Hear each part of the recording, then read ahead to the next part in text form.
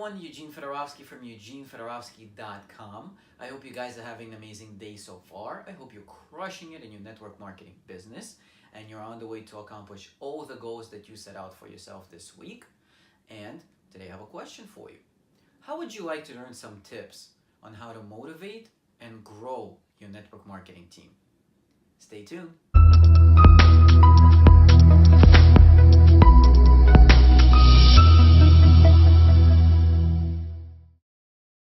So, I know several top earners and people with big teams to the tune of tens and hundreds of thousands of people that are not stressed out about their team or about how much time they spend with their team or whatnot.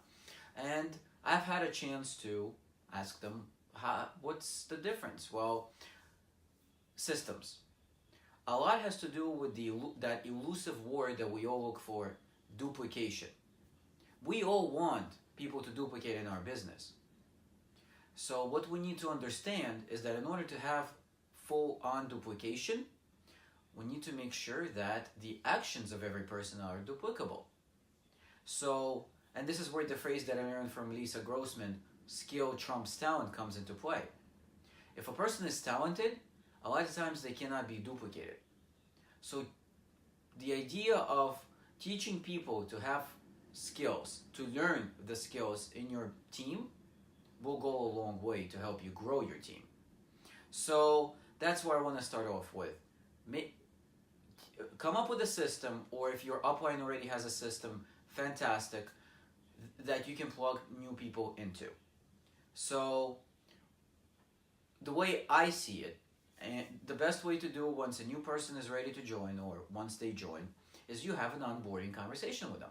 You find out what it is that they want to accomplish, how much money they want to earn, how much time they have to spend, and when they want to earn that money by.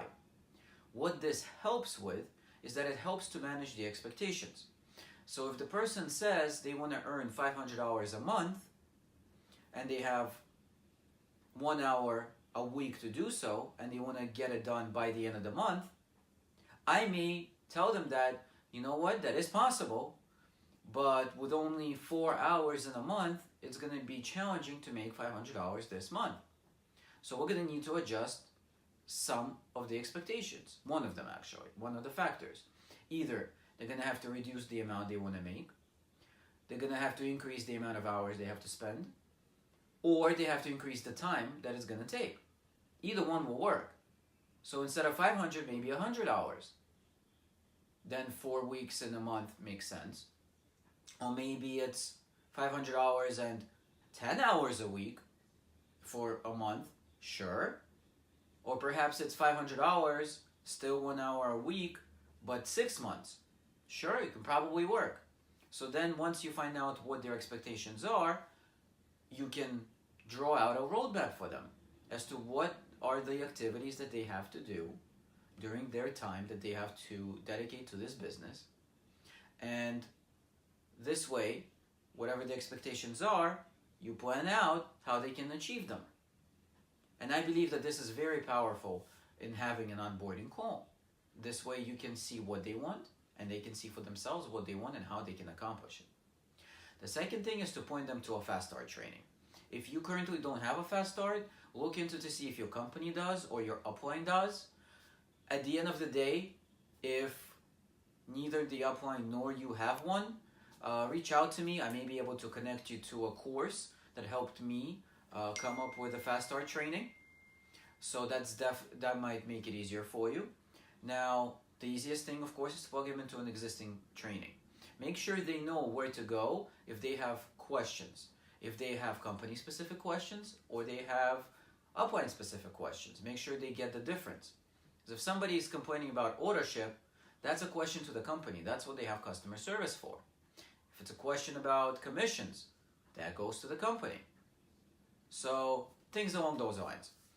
The other thing that I like to do with people is that I like to give them homework. So, and I spoke about this in a video the other day. So in the onboarding call, before I let the person go, I give them homework to accomplish something.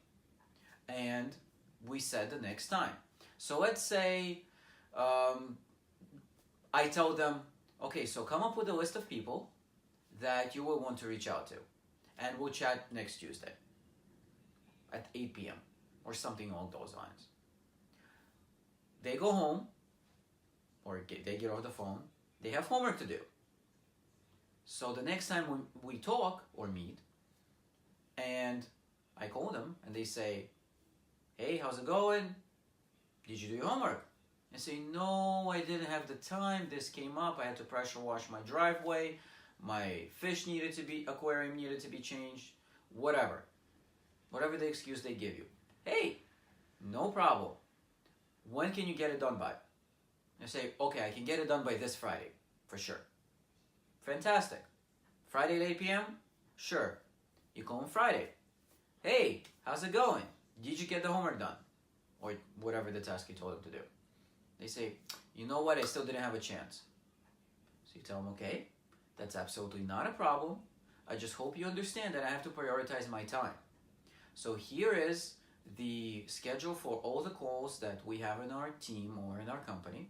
Here's the Facebook page. Here's the team trainings and stuff, things along those nature. Whenever you're ready with that list, contact me and we'll set up another appointment. So this way you take them away from your personal attention, but you're not kicking them out. You're just putting them along with the group attention. Because if somebody is not accomplishing their homeworks, I don't believe that they deserve your personal attention. So at some point they may do it. They'll come back to you, you'll schedule an appointment, and you start the process again. Now if somebody did do the homework, then you discuss it. They accomplish the task, so you find out what challenges they may have had, how they feel about it, things of that nature. You have a conversation, and then at the end of the conversation, you give them another homework to do. And so on and so forth, in a chain of homeworks, homework to homework to homework. This way, your new teammate has something to do. And if they break the chain, they go into the pool with the people who get the group attention. And then, again, if they do the homework, they come back and into your personal attention. So that is what I would recommend to grow your team. Now, another thing that I wanted to touch base on is three-way calls. I personally am a fan of three-way calls only in a situation where somebody in your downline manages to speak with somebody above their socioeconomic chain, and for some reason they feel like they can't talk to them on their own and they need a successful upline to do so. In that case, I definitely encourage to do three-way calls. But I've heard some people teach, oh, well, three-way calls are important. Our culture is all about the three-way calls. Well, I see a little problem there. Because what that does is it takes away the pressure from the downline, yes. But at the same time, it also teaches them that they don't have to learn the closing steps. They can just plug people in with the upline. Now, it might be helpful in some circumstances, but it's not a blanket thing. So I personally don't like three-way calls unless it's to edify an upline that is influential. And that happens far in between. So that's my take. At some point in the future, I will probably do a separate video on three-way calls and my opinion around them. But that's what you can do to grow your team. Make sure that it's not about you and you'll have a much solid team. Now, what about motivation? How can you motivate your team?